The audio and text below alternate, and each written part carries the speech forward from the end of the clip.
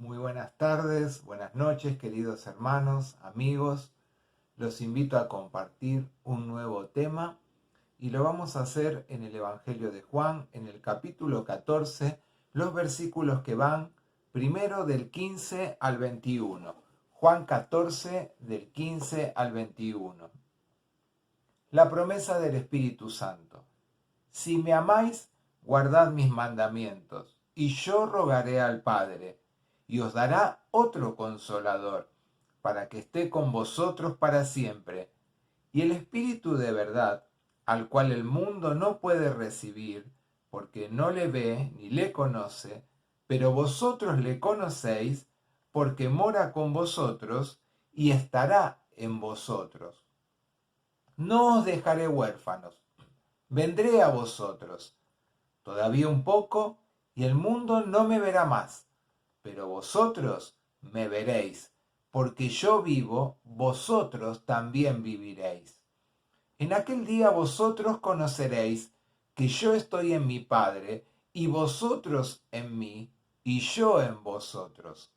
El que tiene mis mandamientos y los guarda, ese es el que me ama, y el que me ama será amado por mi Padre, y yo le amaré y me manifestaré a él. Le dijo Judas, no el Iscariote: Señor, ¿cómo es que te manifestarás a nosotros y no al mundo? Respondió Jesús y le dijo: El que me ama mi palabra guardará, y mi Padre le amará, y vendremos a él y haremos morada con él. El que no me ama no guardará mis palabras, y la palabra que habéis oído no es mía, sino del Padre que me envió. Y en el capítulo 17, los versículos del 21 al 23, dice así: Para que todos sean uno, como tú, oh Padre, en mí, y yo en ti, que también ellos sean uno en nosotros, para que el mundo crea que tú me enviaste. La gloria que me diste, yo les he dado para que sean uno, así como nosotros somos uno.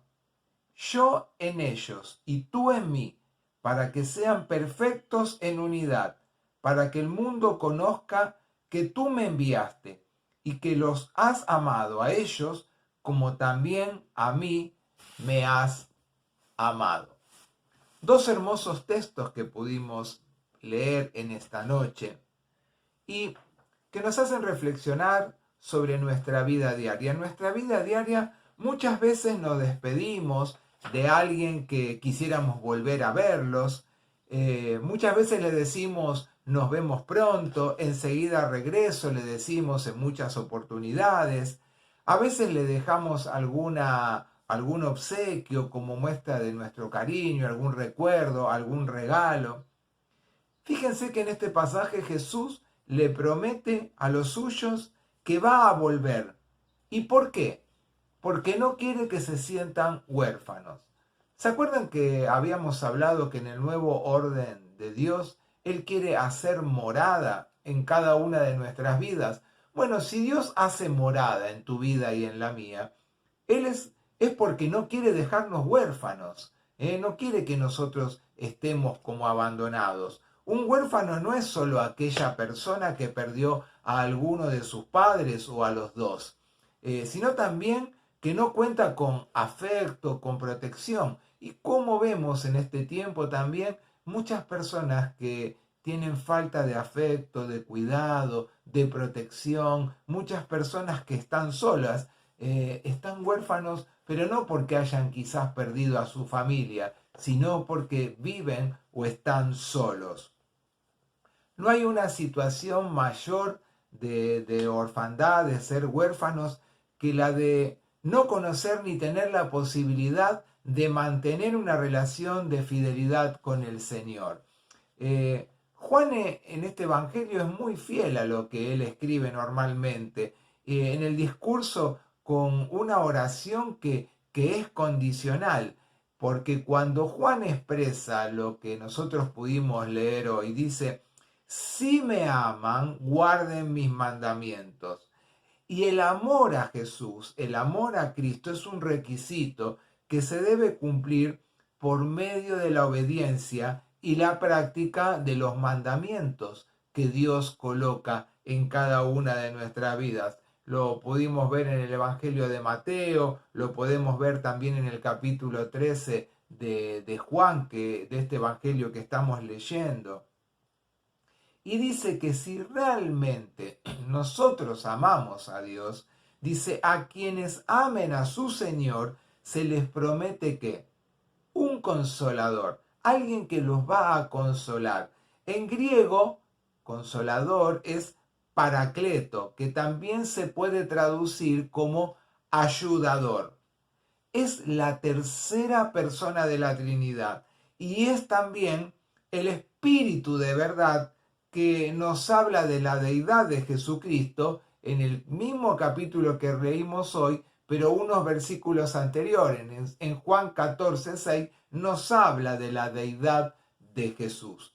Fíjense, el consolador, el ayudador, el paracleto puede ser visto y recibido por quienes solamente conocen al Señor Jesús y mantienen con Él una relación de hijos e hijas de Dios. Pareciera que Juan exclusivamente o excluyera a aquellos que no desean y no anhelan conocer a Jesús. Es que en realidad el Evangelio hace que cada uno de nosotros podamos tener una nueva vida, una vida diferente, una vida colmada de este ayudador del cual nos habla la palabra de Dios en esta noche, y que solamente lo podemos hacer cuando creemos y aceptamos a Jesús como nuestro Señor y Salvador. Cuando dice el mundo no puede recibirle porque no le ve ni le conoce, en griego, cuando se habla de mundo, se habla con la palabra cosmos, que significa sistema. Ese sistema que nosotros podemos o hemos conocido como el sistema planetario, ese cosmos, pero también es el sistema para el cual ellos les hablaba en ese momento Jesús a sus discípulos y a la gente que lo seguía.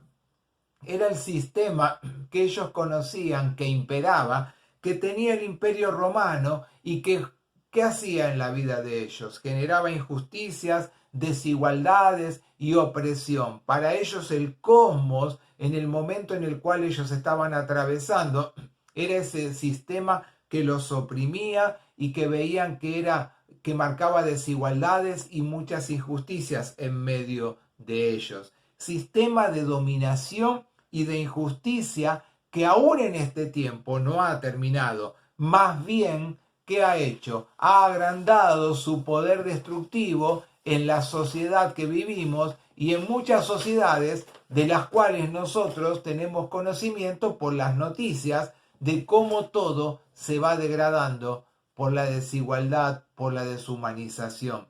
Todos los días nosotros escuchamos y vivimos injusticias, abuso de poder, violencia, muerte, dolor. Todos los días convivimos con esas cosas. Nuestro planeta en el cual nosotros vivimos sufre diariamente por el rigor de todos los cambios que puede haber climáticos. Vieron cómo se habla de comer saludable, vieron cómo se habla de volver a las cosas naturales. Bueno, las grandes catástrofes que podemos escuchar, inundaciones, grandes sequías, en otros lados tormentas de nieve, mucho frío, grandes caudales de agua que arrasan todas las cosas. Pareciera que todo lo malo que escuchamos es lo único que puede llegar a rodear cada una de nuestras vidas.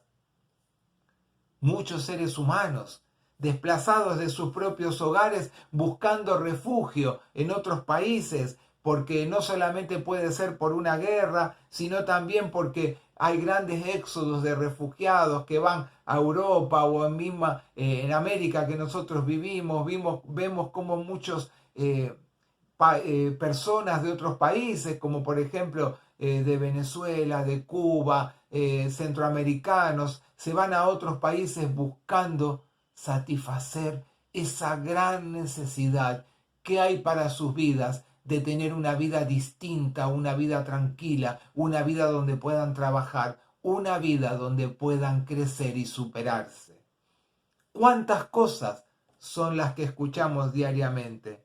Jesús no solamente les promete a ellos que no los va a dejar solos, sino que va a volver a ellos. Y es lo mismo que nos sigue diciendo en este tiempo, que no nos deja solos, que si moramos, que si dejamos que Él more en nuestra vida, no nos va a dejar huérfanos. Y te lo está diciendo a vos y me lo está diciendo a mí cada día en el cual vivimos.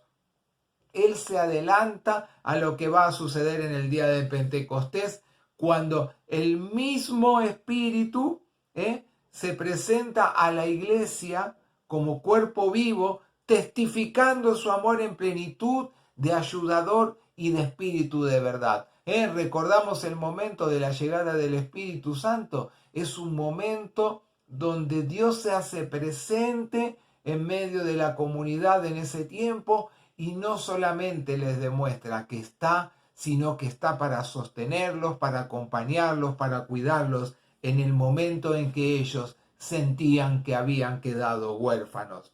Jesús quiere ser visto en el mundo en el cual vivimos por medio de su iglesia, mostrando que Él vive y mora por medio de su iglesia. Y cada uno de nosotros somos parte de esa iglesia. Por eso debemos mostrar a ese Jesús que fue el mismo que convivió en un momento en esta tierra en la cual nosotros vivimos. En la vida, muchos chicos se han quedado huérfanos o han quedado abandonados por sus padres.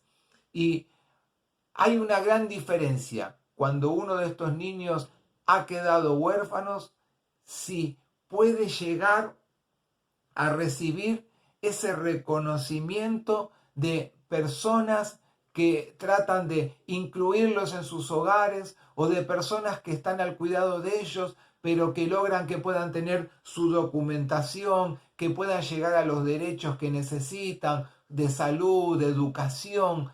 No solamente la persona puede quedar huérfana de la falta de su familia, sino también de un montón de derechos y de necesidades que pueden ser cubiertas y que deben ser cubiertas para la vida de cada uno de ellos. Cuando Jesús entra en nuestra vida para no dejarnos huérfanos, no nos hace de que no nos quedemos aislados y sin derechos de todas las cosas que Dios tiene preparada para tu vida y para la mía. Y eso es lo importante, de aprender a reconocer que la iglesia debe estar viva en este tiempo más que nunca, para que todos los valores que Dios quiere resaltar en la vida de cada persona, como la de la tuya y de la mía, la podamos vivir y la puedan vivir también en este tiempo, y no se sientan huérfanos de todas las cosas que les suceden.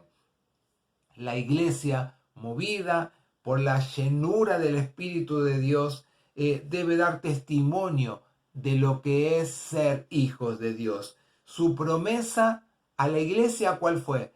¿Cuál fue su promesa a los discípulos? Que nunca iban a estar solos. Es la misma promesa para cada uno de nosotros, porque Él sigue obrando y viviendo para darnos una vida abundante. Debemos recuperar nuestras raíces que se encuentran en la palabra de Dios, de servicio, de comunión, de edificación y de acompañamiento. Eso es lo que debe recuperar la iglesia, ese ministerio de servir a los demás, ese ministerio de estar en una comunión unidos los unos con los otros, ese ministerio de edificarnos unos a otros, compartiendo, acompañándonos, compartiendo la palabra, acompañándonos en oración. Ese acompañamiento que debe ser presente más que simplemente de los labios hacia afuera. Debemos volver a las raíces de lo que nos pide el Señor por medio de su palabra. Solo así seremos creíbles los cristianos. Si realmente hacemos lo que dice Juan 17:21, para que todos sean uno, como tú, oh Padre, en mí y yo en ti, que también ellos sean uno en nosotros, para que el mundo crea que tú me enviaste. Es fundamental, es una regla que necesitamos. Aparte de amar a Dios, aparte de reconocer a Jesús, debemos aprender a que reconocemos a Jesús, reconocemos a Dios como nuestro Padre, pero tenemos que aprender a vivir siendo unos con otros, en comunión, edificándonos para que el mundo pueda llegar a creer. Lo dice la palabra de Dios, no lo digo yo, es el texto que recién termino de compartir. La venida del Espíritu Santo, por ejemplo, en el capítulo 2 de Hechos, produce un impacto que fue conmovedor. Dice la que se repartieron lenguas de fuego sobre los apóstoles, sobre las personas. ¿Y qué hicieron? Hacían que entre ellos mismos, que podían hablar quizás de otras lenguas, pudieran estar escuchando el mismo mensaje de salvación, cada uno en su propia lengua, pero todos entendiendo lo mismo. Estaban unánimes, porque Dios había logrado, por medio de su Espíritu, esa unanimidad. El primer sermón de Pedro confirma la presencia de Jesús en el Padre y cómo se mueve por la iglesia, por medio de la iglesia. Ese fue el primer mensaje de Pedro en el libro de Hechos. Es lo mismo que debemos hacer nosotros en este tiempo. Confirmar la presencia de Jesús, de nuestro Padre Celestial en nuestras vidas y hacer que se mueva la iglesia por medio del Espíritu. Pero también estamos nosotros viviendo un tiempo donde la desunión está marcada en todos lados. Y es ahí donde debemos apuntar como iglesia, a vivir una vida de unidad, no de unificación de pensamiento, sino de unidad de criterios, donde el Señor sea el que se mueva por medio de su iglesia y no nuestros propios pensamientos o nuestras propias maneras de actuar. Y dice entonces la palabra de Dios que cuando creían, aceptaban y caminaban de acuerdo a lo que Dios les estaba pidiendo que debían vivir, dice que el Señor añadía a la iglesia los que iban a ser salvos. El milagro de la unidad, de la apertura del Espíritu, de compartir, se dan plenamente cuando dejamos que Jesús se manifieste conforme a sus promesas. Los mandamientos son amar a Dios, amar al prójimo y amarse mutuamente. ¿Yo puedo amar a Dios? ¿Puedo amar a mi prójimo y no amarnos mutuamente? No. La clave está en esto: amar a Dios, amar a mi prójimo y amarnos mutuamente. Y la gente, dice la palabra de Dios, que los que van a ser salvos, Dios va a unirlos a su iglesia. Esto es lo que el mundo espera de nosotros. Y para eso debemos reconocernos como su pueblo y su iglesia. No basta con proclamar que somos cristianos o que somos de tal denominación. Debemos vivirlo, debemos demostrarlo con nuestras actitudes y con nuestra vida. No basta hacerlo de labios. Lo fundamental es demostrarlo con nuestro testimonio. ¿Qué motivo de privilegio y de oportunidad de servicio como expresión de su amor es poder ser instrumentos en las manos de Dios? El amor y el servicio no solo debe ser hacia adentro de la vida de la comunidad, sino también hacia afuera. Podemos amarnos y cuidarnos muy bien entre nosotros, pero si no aprendemos a amar y cuidar también a los que nos están esperando porque necesitan la presencia de Dios, no sirve. Si queremos ver hoy a quienes el Señor tiene para añadir a su iglesia, aquellos que han de ser salvos, practiquemos el amor sacrificial al estilo que lo hizo Jesús. ¿Te has sentido huérfano hasta ahora? ¿Te sentiste como que estuviste abandonado o que estás abandonado porque Dios no lo ves ni lo sentís? Dios está. Dios se mueve. Dios no te deja solo ni huérfano ni huérfana. Dios quiere demostrarte que nunca te abandona. Y también es misión de cada uno de nosotros acompañar al triste, acompañar al desvalido, acompañar al solo, acompañar al que tiene hambre, acompañar al que tiene frío, acompañar al que no tiene un hogar, acompañar al que, aunque tenga un hogar, se siente vacío y se siente huérfano. La gran noticia es que en el nuevo orden de Dios no estamos huérfanos. Si Dios mora en tu vida y en la mía, Él está presente. Llevémoslo a todos lados con nuestro testimonio y nuestra vida de servicio, porque amamos a Dios. Y en la manera que amemos a Dios, vamos a estar amando a nuestro prójimo. Que Dios nos bendiga nuevamente en esta noche. Que bendiga nuestra familia, nuestro hogar, nuestro trabajo, nuestro estudio, todas las cosas donde nos movemos, para que lo podamos reflejar en todo tiempo. Oremos. Padre Celestial, bendito es tu nombre.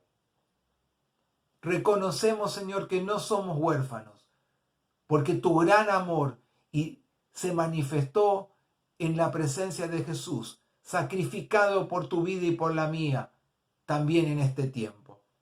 Señor, ayúdanos a comprometernos cada día más contigo y a buscarte y a vivenciarte y a vivificarte en todos los momentos de nuestra vida. Ayúdanos, Señor, a trasladar ese mismo mensaje por medio de nuestro testimonio, acompañando, sirviendo y mostrando tu presencia a todos aquellos que te necesitan y que están buscando tu presencia también en este tiempo. Señor, ayúdanos a que podamos reconocer quiénes son aquellos que tú tienes preparado para añadir a tu iglesia. Abre nuestros ojos, abre nuestra mente, abre nuestros corazones, nuestras sensibilidades para llegar a acompañar también a esas personas que te esperan y te necesitan. Gracias, Señor, por cuidar siempre de nuestra vida y mostrarte en plenitud. Oramos dándote gracias y pidiéndote por estas cosas. En el nombre de Jesús. Amén. Que Dios nos bendiga. Hasta el próximo martes.